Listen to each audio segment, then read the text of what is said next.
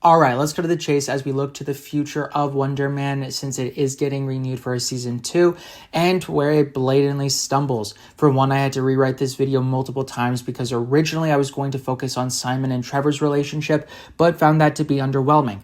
The one thing that I thought was interesting about this show that it does really well, unintentionally so, is the fact that it's a great villain origin story. I mean, we're following a blatant egomaniac that would tell Narcissus to move over. Better yet, he has no inclination on being a hero and has severe temper tantrums. Heck, my friends hated this schmuck from scene 1 with him overthinking everything and constantly giving notes. But I didn't mind it because I thought they were leaning heavily on the comics and I saw it as a pretty realistic portrayal. Most up-and-coming actors that I've met are clueless divas and want to stand out by any means necessary. It's not that much of a surprise to me that someone would pull what Simon did on the set of American Horror Story and be shocked that they got fired.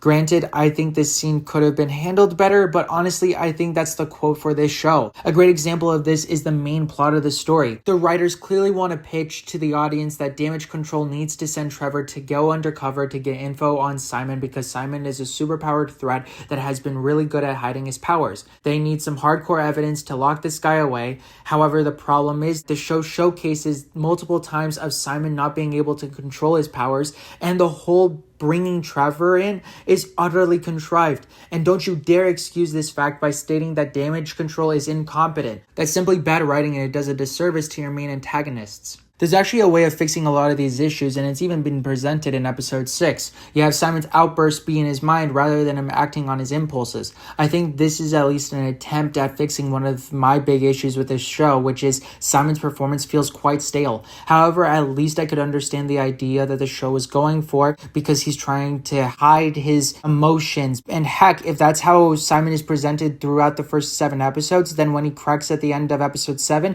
it becomes a surprise for the audience. I think that's what should have been done. Better yet, I think this even helps Trevor's storyline with him not having any evidence of Simon and building lingering tension for the show. But as is, I tried my hardest to get invested and I just couldn't. Even when he destroys the set, I'm not surprised since we have seen him constantly go off the deep end, which is why I feel like the writers didn't execute this show correctly. All this does is prove time and time again that Damage Control is right about Simon and he needs to be locked away. This man is a ticking time bomb. However, this is why I think it would have worked better if it actually took more inspiration from the comics. He was presented as a supervillain there, and so why not explore more of that?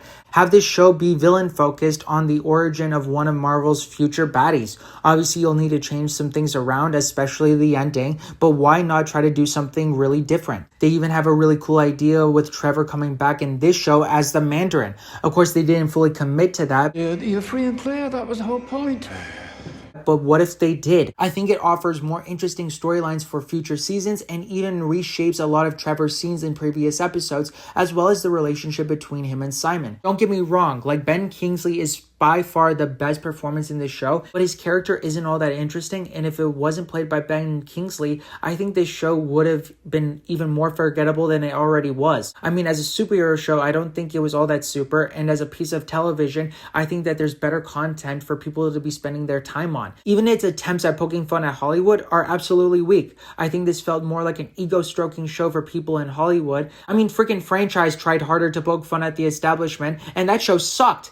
Simon talking to a tennis ball isn't taking the piss out of Hollywood. I mean, that's hardly even scratching the surface. But what's next for Simon and Trevor? Well, I am curious if Wonder Man will be woven into the greater MCU, but I think this should be its own self-contained thing.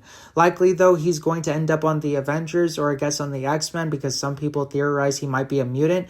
But all I'm assuming is that the next season will be a road trip show about Simon and Trevor, and hopefully they'll flesh out more of these characters, but I assume it's going to be a vessel for lame jokes like the first season. I expect Simon and Trevor pretending to be different people in an attempt to lay low and hide from Damage Control, but that's just merely me speculating. Those are just my thoughts. It's a 4 out of 10.